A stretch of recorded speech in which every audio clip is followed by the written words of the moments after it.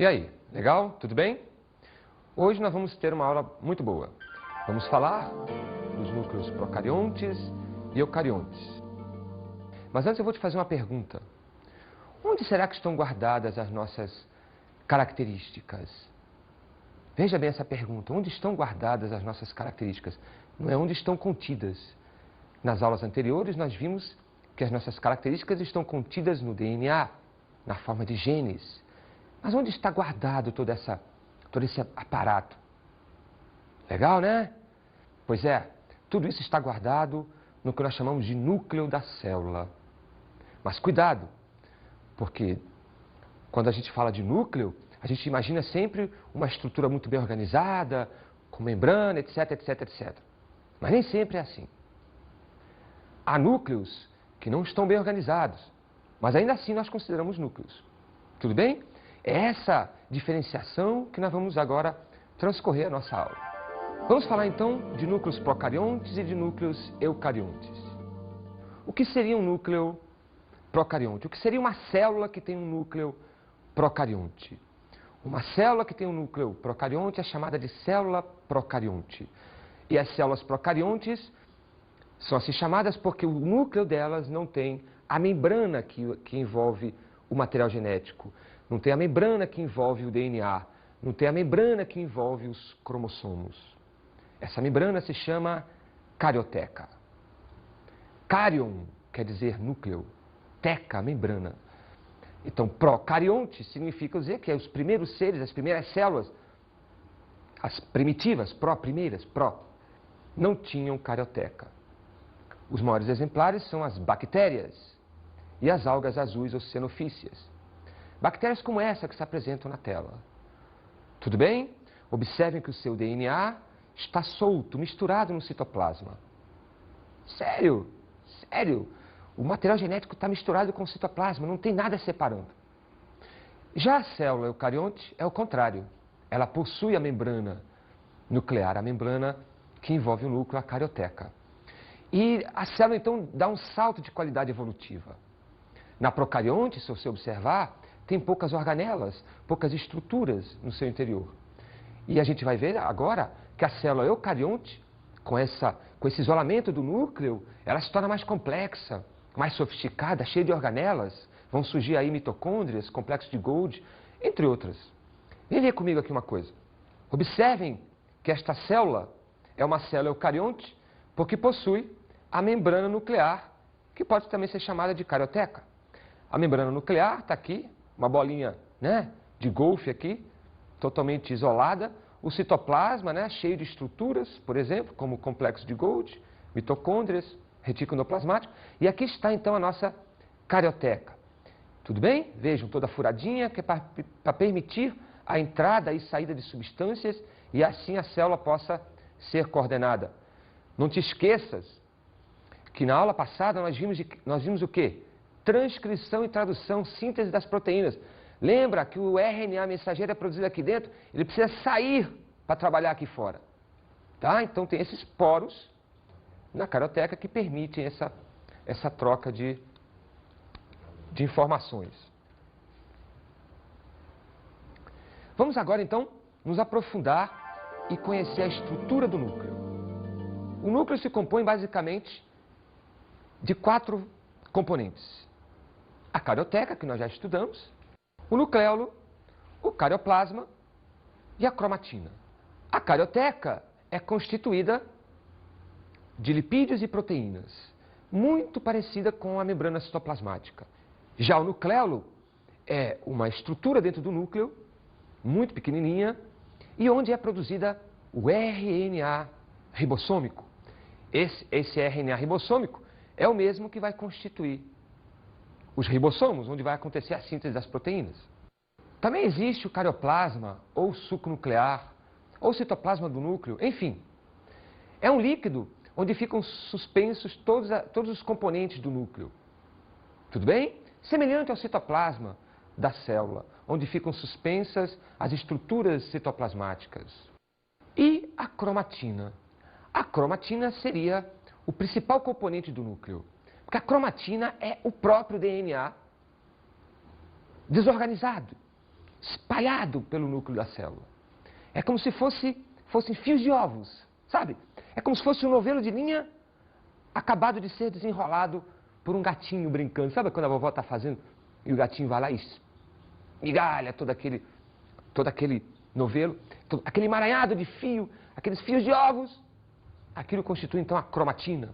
Muito DNA espalhado ali dentro. A cromatina pode se dividir de dois modos: em heterocromatina e eucromatina. A heterocromatina constitui-se na maior parte da cromatina.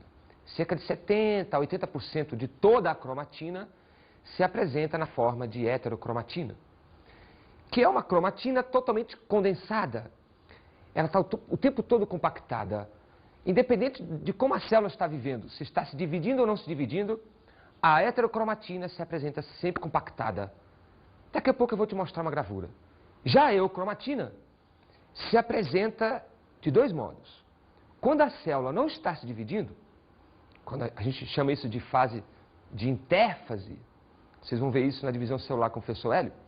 Então, quando a célula está em intérfase, ela não está se dividindo, a eucromatina se encontra descondensada.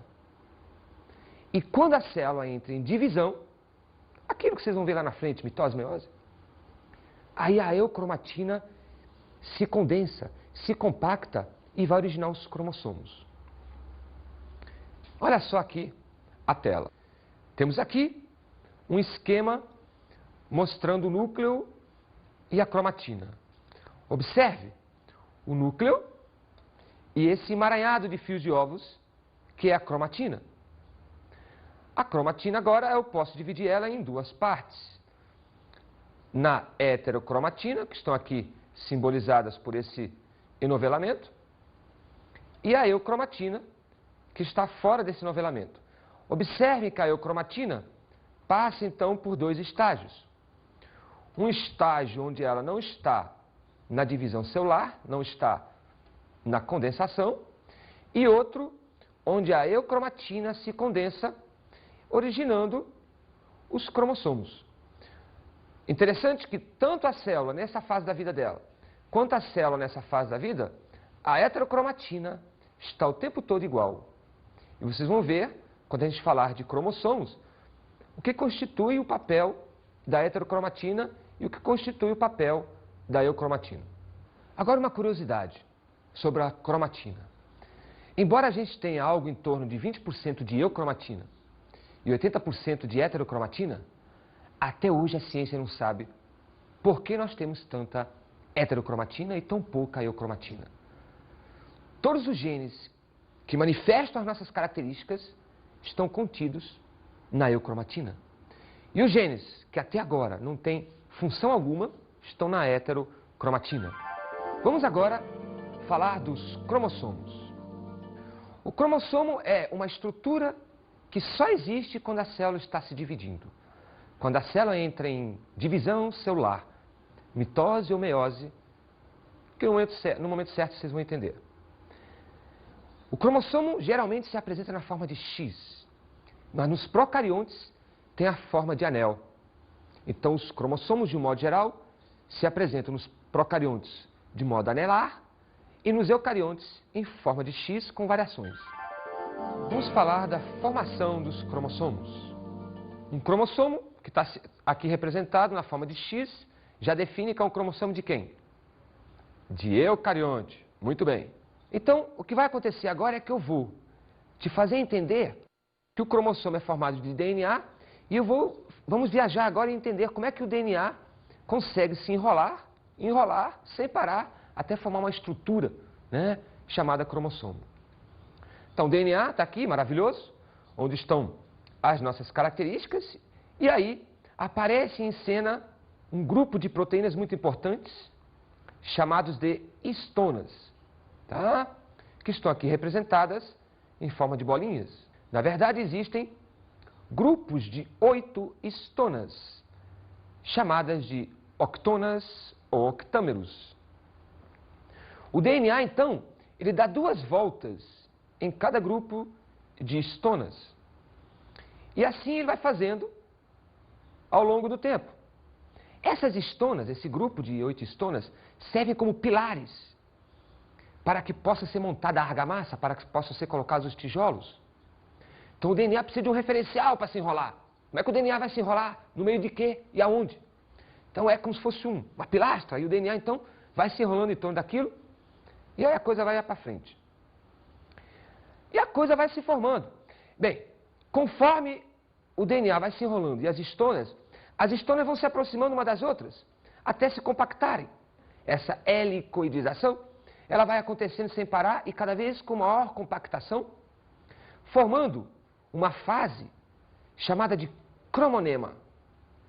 Então nós temos o DNA simples, o DNA com as estonas formando os nucleossomos, DNA mais 8 estonas, nucleossomos, e depois uma nova fase chamada de cromonema. Quando chega na fase de cromonema, nós praticamente já temos os cromossomos formados. Então os cromonemas já são fios de DNA altamente compactados, com as suas proteínas estonas, formando então o braço dos cromossomos. No caso desse cromossomo, ele tem 1, 2, 3, 4 braços formados por DNA mais estonas na fase de cromonemas. A Bibi com essa cutis maravilhosa, né? Esse contorno de nariz, de boca maravilhosa, carnuda, com esses olhos, né? Olha só que legal. Tudo isso é determinado geneticamente. E assim como tem a perfeição e a imperfeição, não importa. Genes que estão aqui, estão todos bem guardadinhos. Nos cromossomos, bem compactadinhos com as suas estonas. Guardadinhos nos seus cromossomos. Toda a genética dessas características e dessas estão guardadas nos cromossomos e estes, por si só, estão guardados, protegidos dentro do núcleo da célula. Vamos falar agora dos componentes do cromossomo, os componentes estruturais do cromossomo, para que quando você estiver olhando um cromossomo, você saiba diferenciar cada parte dele. Olha só essa imagem. Temos aqui um cromossomo de quem? De um eucarionte em forma de X. Esse cromossomo é uma imagem muito peculiar, né? Porque mostra o DNA, lembra? Lembra do cromonema se enrolando em torno do próprio eixo? O cromonema, então, nesse desenho está sendo amostrado aqui, ó. De um lado e de outro existe, então, DNA altamente compactado, formando o cromossomo. Eu tenho, observe, de um lado, uma estrutura chamada de cromátide. Olha só, cromátide, está simbolizando que é de um lado inteiro, é uma cromátide. Então, esse cromossomo tem 2 cromátides. Eu também posso analisar dessa forma, de modo longitudinal. Então, por isso que nós consideramos analisar a cromátide dessa forma. Cada cromátide é formado por braços. Eu tenho aqui um braço longo, um braço curto, um outro braço curto, um braço longo. Então, essa minha cromátide tem 2 braços, essa minha cromátide eu tenho 2 braços, e esse cromossomo tem 4 braços. Esse cromossomo também mostra o satélite. No caso desse cromossomo, tem 2 satélites. Isso não é muito comum entre os cromossomos. Satélites são raros entre os cromossomos.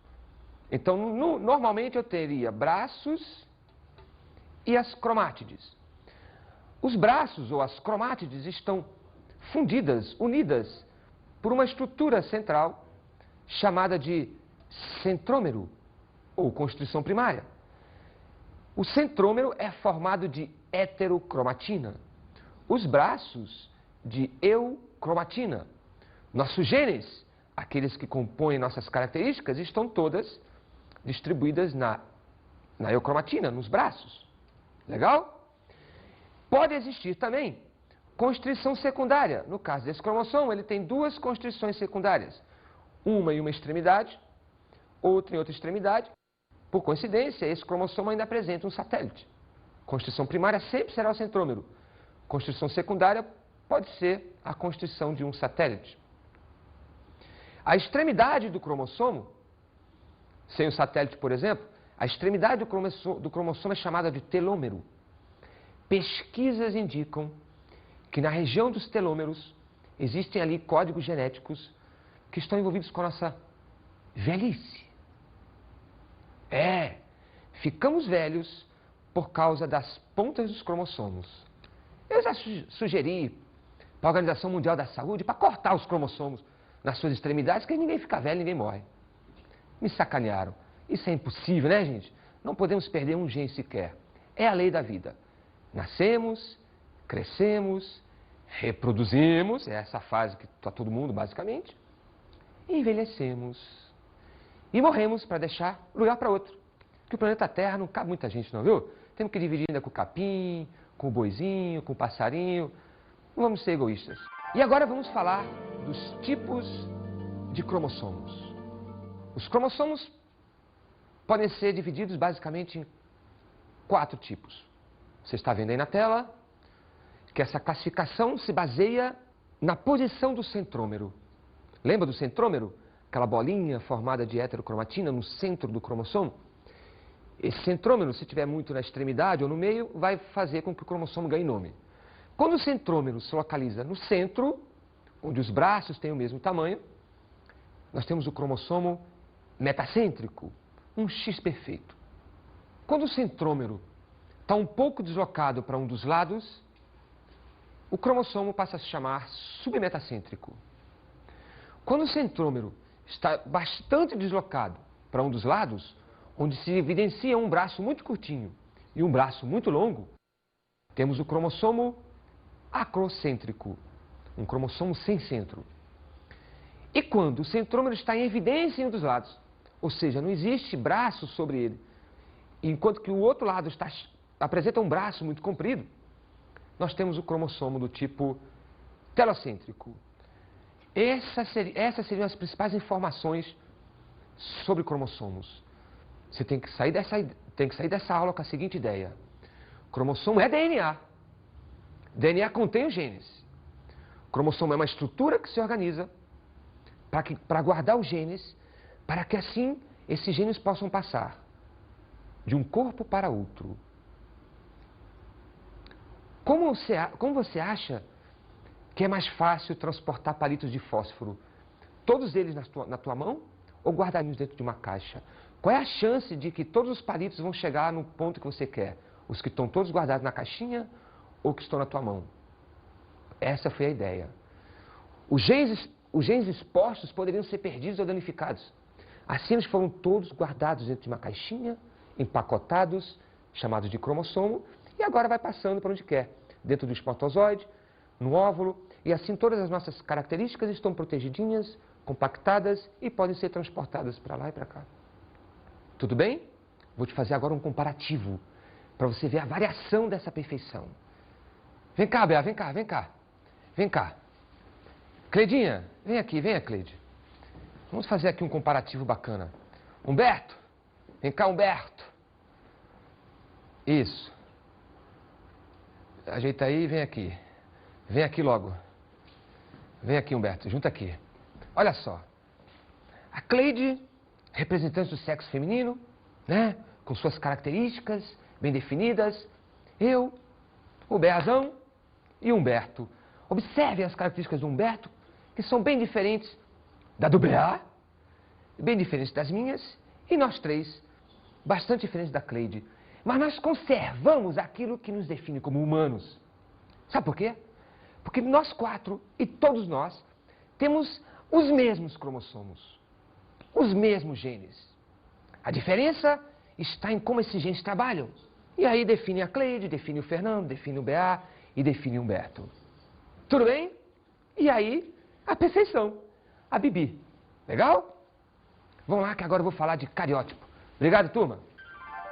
Nós temos então um cariótipo.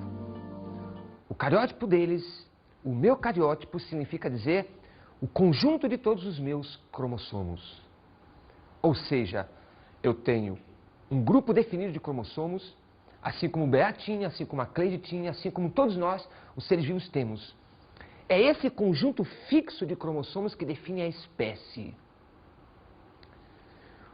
No meu corpo, em cada célula minha, existem 46 cromossomos. No seu corpo, em cada uma das suas células, existem 46 cromossomos ou 23 pares de cromossomos. Isso é o seu cariótipo. Legal?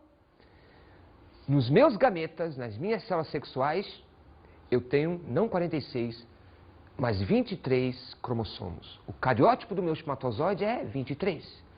O cariótipo de qualquer outra célula minha é 46.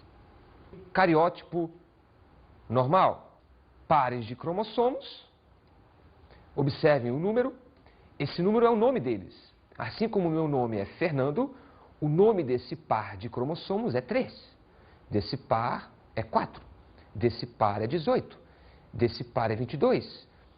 Os cientistas sabem, os geneticistas sabem, quando estão diante de um cromossomo 22, ou de um cromossomo 8, ou de um cromossomo 1. Os genes que estão nesse cromossomo 1 não se encontram no 18, nem no 22. Cada grupo tem o seu código genético. Tudo bem? Esse cariótipo aqui se define como sendo de uma mulher, porque eu tenho 2 cromossomos X. Então a mulher tem 22 pares de cromossomos não sexuais, chamados de cromossomos autossômicos, e um par de cromossomos sexuais, chamados de alossômicos. O homem, então, tem 22 pares de cromossomos autossômicos e um par de cromossomos alossômicos, sendo um X e um Y. Ou um X e um Y. Tranquilo? É no cromossomo Y que estão genes que definem a sexualidade. Nesse cromossomo Y existem um código de genes que vão determinar a produção de testosterona, um hormônio, e que vão virilizar, masculinizar um corpo. Nas primeiras fases do embrião, não dá para saber se é homem, se é mulher. Mas aí, se esse embrião tiver nas suas células um Y, ele começa a determinar a produção de testosterona e a sexualidade então se define. Legal? O Y então é um cromossomo importante para a determinação do sexo. Na mulher, como ela tem 2 X sexuais, um desses X se atrofia, não se forma, não se organiza em forma de cromossomo X. Ele fica o tempo todo compactadinho na forma de cromatina. Então, os geneticistas chamam isso de um fator determinante do sexo. A mulher, quando vai fazer uma análise de cariótipo, ela tem que apresentar uma mancha negra, lá na foto de cariótipo. E essa mancha negra é chamada de cromatina sexual, ou corpúsculo de Barr. Lembra daquela judoca de Nancy Silva? Coitada. Foi colocada em tese se ela era homem ou mulher, não sei o quê, coitada. Quando ela fez o seu cariótipo, se definiu e se apresentou a cromatina sexual e ela era mulher. Tudo bem? O homem não apresenta a cromatina sexual, porque ele só tem um X sexual e o outro é o Y. A mulher apresenta a cromatina sexual, porque ela tem 2 X e não pode. Pela lei da compensação, 2 X sexuais. Pela lei da compensação, um atrofia e o outro se forma. Vamos ver agora um cariótipo anormal, com síndrome de Down. Estão aqui os pares de cromossomos, lembrando que isso aqui é o nome dele, do par. E aqui, por exemplo, deveriam ser um par, mas não é par. Aqui tem uma tríade. Existem 3 cromossomos. O par número 21, que deveria ser um par, apresenta 3 cromossomos. Um cromossomozinho de nada vai causar um problema sério no organismo portador deste cariótipo. Agora, eu vou falar que ainda existem 2 modos de classificar cariótipo. O cariótipo haploide e o cariótipo diploide. O cariótipo haploide é aquele onde os cromossomos não se apresentam em pares, mas sim em unidades. É um cariótipo muito simples. Se eu tenho um cromossomo grande, eu não tenho o seu parceiro. Eu tenho apenas um cromossomo grande, Por exemplo, se eu tenho um cromossomo pequenininho, eu não tenho o seu parceiro. Ele está isolado. Isso não é aberrante, isso é comum na natureza. Por exemplo, os meus gametas apresentam um cariótipo haploide, mas as células do meu músculo apresentam um cariótipo diploide. Um cariótipo diploide é o contrário do haploide. Apresentam-se em duplas diploide. Se eu tenho um cromossomo grande, eu vou ter o seu parceiro. Se eu tenho um cromossomo pequenininho, eu vou ter o seu parceiro. Esse cariótipo diploide se forma depois de uma fecundação, onde um gameta masculino, uma célula masculina, vai levando, exemplo da espécie humana, vai levando 23 cromossomos de modo haploide, e aí vão se encontrar, o espermatozoide vai se encontrar no óvulo, onde lá já existem 23 cromossomos de modo haploide. Quando o espermatozoide se une e se funde ao óvulo, fecundação, os 23 masculinos vão agora se parear, né? Ficar lá dentro do núcleo do óvulo e vão se juntar com os 23 da fêmea. E a partir de agora, aquele novo ser que vai se formar, ele vai ter um cariótipo diploide com 46 cromossomos. Tranquilo? Belezinha? Bem, agora vamos chamar uma entrevista, né? Onde a gente vai fazer umas perguntas para os jovens, para eles saberem, para a gente saber se eles sabem, né? O que é um gene, o que é um genoma, o que é um cromossomo, etc. Vamos lá.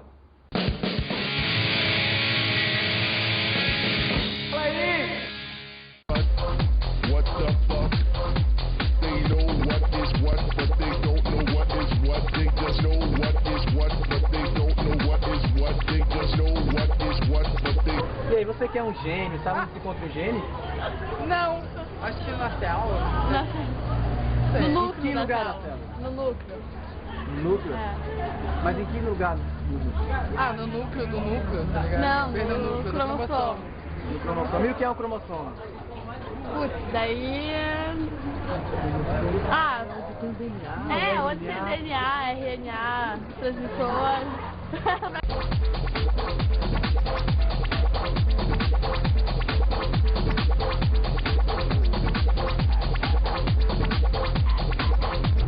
Gene é alguma coisa que está na célula. Na célula? Em que lugar da célula? Gene no núcleo. No núcleo? Onde é que ele está guardado? Não sei.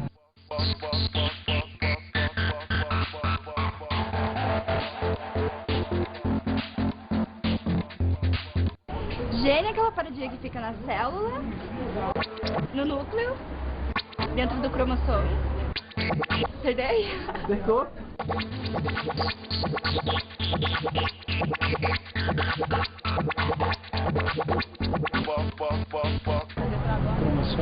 No cromossomo? No núcleo?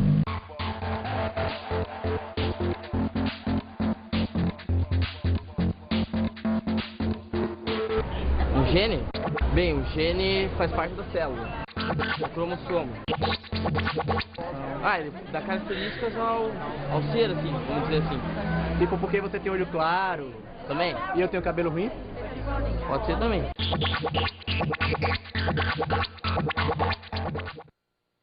Vocês viram só a confusão que é, né? O que são esses conceitos e como a coisa se complica, como ela chega, né? No nosso povo. Então vamos deixar claro, definido, o que é um gene. Um conjunto, né, de nucleotídeos, um pedacinho do DNA, um fragmento de DNA que tem a capacidade de determinar a síntese de uma ou mais proteínas. O que é um cromossomo? É um DNA compactado na forma, originando uma estrutura que está guardada onde? No núcleo da célula. Tranquilo? Definido? E agora vamos, né, falar um pouquinho sobre genoma. Genoma é o conjunto de todos os genes contidos em um cariótipo, ou eu posso ainda falar que é o conjunto de todos os genes que definem aquela espécie. Quando eu comecei a dar aula, lá pelo tempo da Primeira Guerra Mundial, eu dizia para os meus alunos assim: Ah, nós temos algo em torno de 300 mil genes.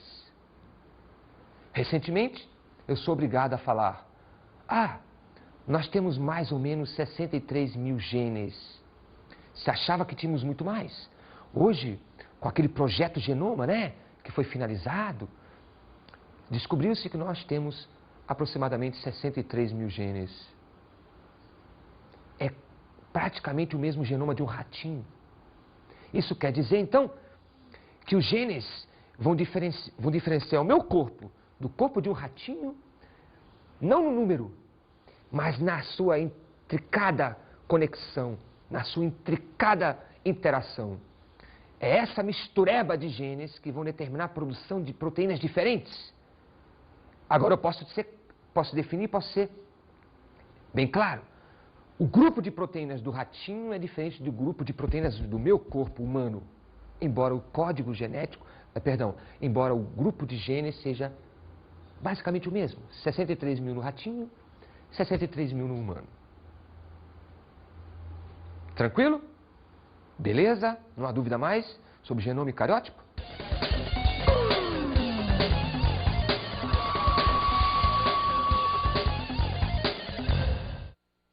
Te sugiro que tu aprofundes o conhecimento em genoma, devido estar muito em voga no teu dia a dia. Sugiro que quando tu fores ver o filme Gattaca, que eu já te sugeri na outra aula, que tu também observes essa variabilidade, nessa brincadeira genética, né, de manipulação para construir, montar organismos. Um outro filme que vai deixar clara essa brincadeira, né, de engenharia genética, de misturar os genomas, é um filme estrelado por Marlon Brando, chamado A Ilha do Dr. Moreau. É um pouco asqueroso, mas mostra claro humanos misturados com gatos, com outros bichos, né? Onde a variabilidade genética vai ficar bem evidente para você.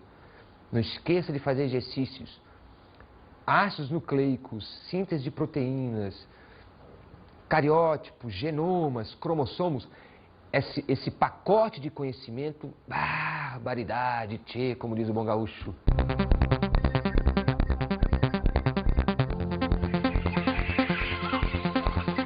Nesta aula estudamos os núcleos procarionte e eucarionte. Diferenciar e deixar claro procarionte de eucarionte. Procarionte sem carioteca, exemplo, bactérias. Eucarionte com a carioteca, exemplo, os mamíferos. Analisamos os cromossomos. Abordamos os cariótipos. Os cromossomos são estruturas encontradas no núcleo, formadas por DNA. O conjunto desses cromossomos constitui um cariótipo, que define, então, uma espécie. E refletimos sobre o genoma. O genoma é o conjunto de todos os genes contidos em um cariótipo que definem uma espécie. Bons estudos!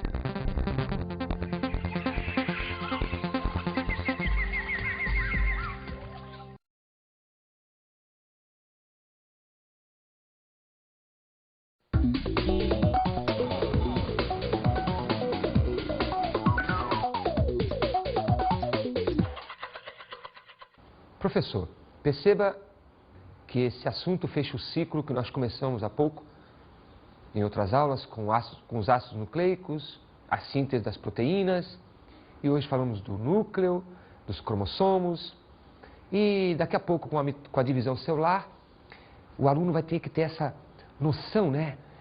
Esse encadeamento. Então é bom, nessas aulas, fazer sempre uma conexão com os ácidos nucleicos e as proteínas e fazer uma junção com depois divisão celular. É muito importante exacerbar também a importância do genoma e o poder que esse assunto tem no sentido da engenharia genética. Mostrar para o aluno que, conhecendo-se o genoma, dá para brincar de Deus, construir novos organismos. Lembrar do filme Parque dos Dinossauros? É possível ressurgir novos organismos com a manipulação do genoma.